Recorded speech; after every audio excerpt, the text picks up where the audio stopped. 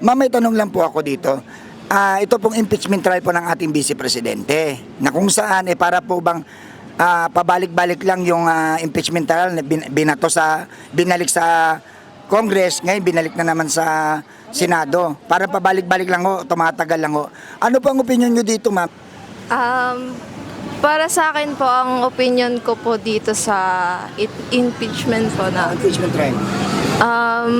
gusto po namin, kami pong mga kabataan ay kailangan po ng boses po sa atin at ang opinion ko po dito is bakit kailangan po nila patagalin, dapat matagal na po tapos yan and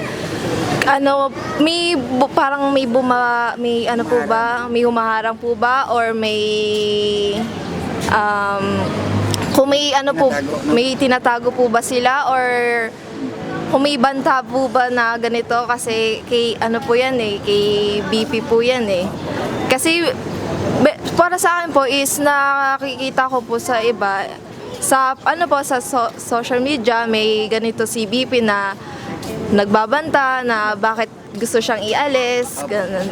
Or baka natatakot po yung mga nasa Senado. Sa tingin niyo po ba na kay Jesus Cordero po ba ang problema? Opinion niyo lang po. Para sa akin po ay parang parang may pinaplano po ba siya or umitakot po ba siya sa nakakataas po. Pero kung ako po nasa posisyon niya, dapat wala po tayong kunya di po tayo one-sided, kailangan neutral po tayong lahat.